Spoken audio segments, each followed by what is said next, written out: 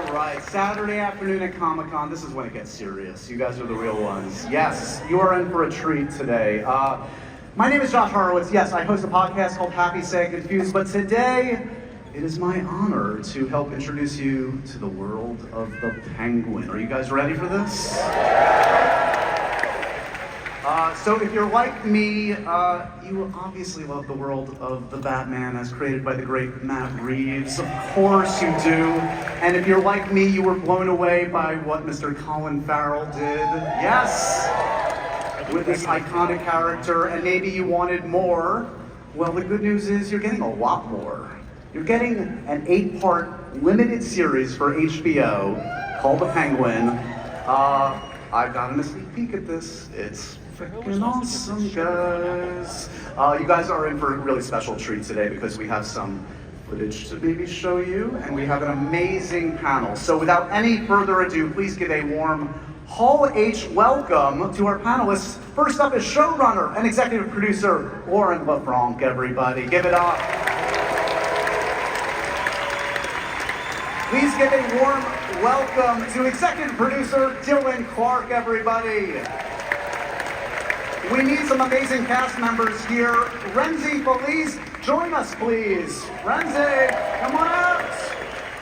You are going to be blown away by the wonderful Kristen Milioti. Kristen, come on out. This man is a genius. Prosthetic makeup designer Mike Marino is here. And of course, we have to have the executive producer, the man who created this amazing new universe with the Batman. It's Matt Reeves, everybody. Come on. Give it up. And you know what? We're talking about the Penguin. Should we see the Penguin joining us from Macau? It's Colin Farrell, everybody. Come on, Colin.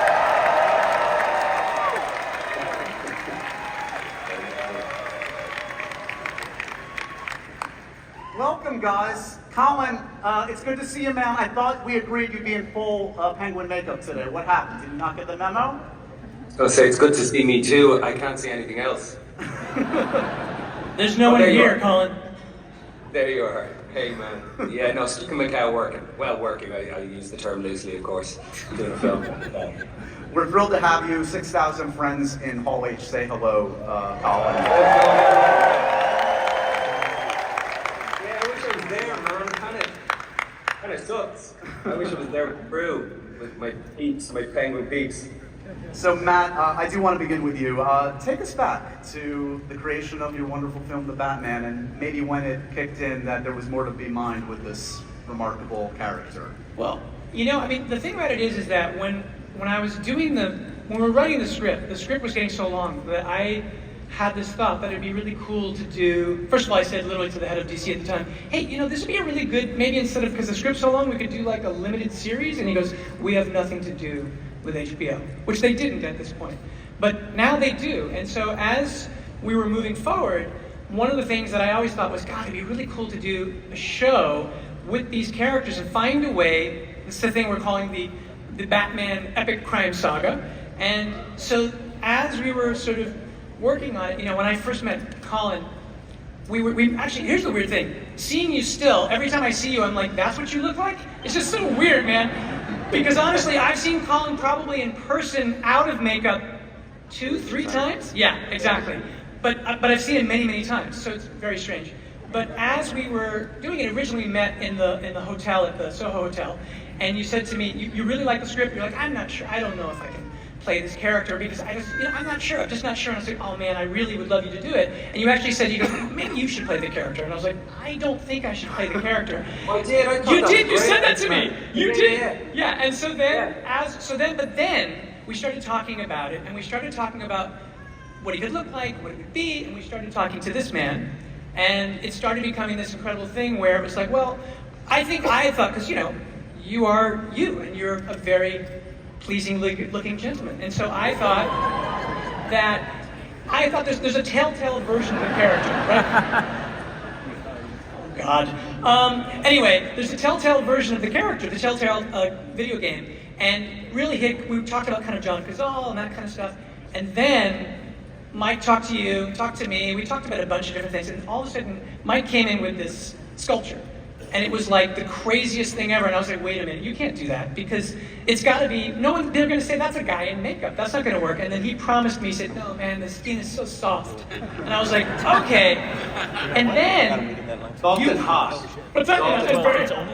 And then you went back, and you started putting the makeup on and testing it, and I was in London, and you sent me a video of you in partial makeup, and literally it went from, I was like, oh my God, who is that? And that's the person that now I know, actually, to a certain degree, in a certain way, even though the essence is you, that I know more than I know you as I'm seeing you right now. And what you said to me then was, can we write more scenes? Can we do more stuff? And I was like, oh yeah, well, you know. And the thing that I'd always said to you was that I really wanted, Penguin in the movie was kind of a red herring. He was this guy who was sort of like, it seems like he must be the guy who's the informant. That's what this is all about. And he's such a big marquee character that certainly the bad guy in this thing must fully be the Penguin. And then it turns out that that's not the case. And so what I had always thought would be a great thing to do, and what we were planning to do, is for the next movie, we were going to take his character and we were going to make that kind of step, because the whole thing, the first movie, as you know, ends where there's like a power vacuum in Gotham. And so the whole idea is, here's this guy, totally underestimated, nobody really sort of thinks that he can do it, but meanwhile he has this fire inside of him. And so at that moment I thought, okay, we could do that at the beginning of that next movie, and that'll be part of that journey. And then Dylan and I were talking to, because as I said, I love the idea of finding a way to do shows within this world. And as that was happening, Casey Bloys and Sarah said to us, hey, listen, you know, we really want a marquee character. And I was like, well, we were going to do this thing for like what happens in this kind of rise to power with the Penguin. And Casey was like, that's a show and we're doing it. And I was like, oh. And so that was literally how it happened. And then we met Lauren, and Lauren came to us, and she gave us, like, because here's the thing, like, when we were doing this, we were just finishing the movie. So like, Lauren, that was all happening while I was in post. It was during the pandemic, and Lauren came in and started talking about what it could be, and I said, listen, let me just keep showing you little bits of the movie. So Lauren is the first person really that I shared any of the movie with that was outside of our intimate group, and she was seeing scenes. She saw the first 40 minutes. She was seeing you before you saw you, and it was just one of those things where, as that started going, she was like, well, I think it could be this. And what she pitched was like, she took the character that you created in that world and said, let's go so deep into this thing with not only the rise to power, but also, and this is the great thing about long form, and then I'll shut up, which is that you can spend time to do something you can't do in a movie, which is to really look under a microscope. And what Lauren did in writing that, and with what you did and the cast did, I think is just truly beautiful, which is why I'm so excited that we're here today. I'm going to shut up now, but that's how it started. It's beautiful. Everything you said is gold. All good. For you, Colin, this is an embarrassment of riches. You're delivered this amazing opportunity in the film, and now you have these 8 hours to really delve into an incredible journey of this character. Can you talk a little bit about what it's been like to return to Oz and what kind of journey we get to see in this season? Yeah, everything Matt said, you know, I remember we met in the Soho Hotel in London, and I wasn't sure about it. I literally just didn't, I mean, the scenes were so well crafted, but there was 5 or 6 of them, and I just didn't get what I could do with it or for the film.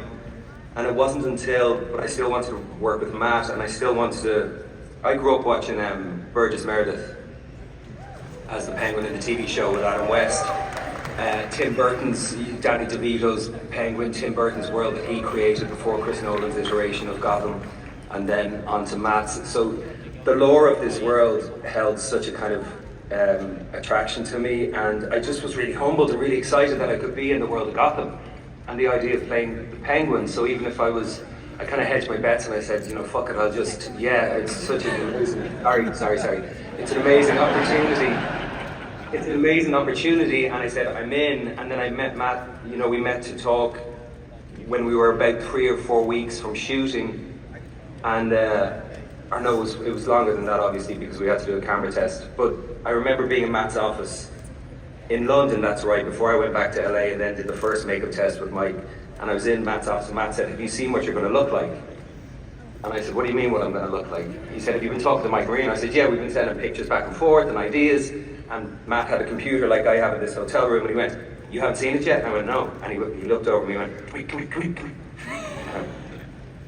And I saw the bust, just the head and the shoulders of what Mike had sculpted.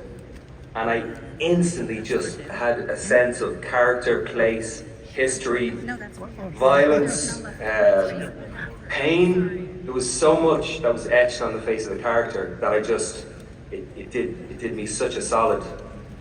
And then we did the first makeup test. It was one of the best days. I mean, I've had so many extraordinary days as an actor, and I've been fortunate to be in parts of the world that I would never have been in, and meet people that I would never have met, and be part of bringing stories to life that I, of course, would never have been part of if I wasn't an actor. But it was one of the best days I've ever had in 25 years as an actor. We went into a sound stage in Warner Brothers lot, and even at 48, I still get giddy when I go onto a studio lot. So we went into a big sound stage, and we took 7 hours, and Mike was there, and another Mike Fontaine, and there was somebody that was taking care of the eyebrows, and there was somebody that was at last, and there was somebody that was taking care of, thank you, Hall. There was somebody that was taking care of the art, was taking care of the teeth. There was somebody there that was doing the bodysuit, and we were all in this studio for 8 hours, and that was the video footage that I just took. Mike Marino got his phone out and asked me a few questions, and impromptu. I had done about 2 months of dialect work before that, and it just came alive. So it was extraordinary, but then Lauren pitched what it was going to be, so that was for the film. That was the start of the process for the film, for the Batman film. But then I was doing Banshees of Inisherin in the west of Ireland.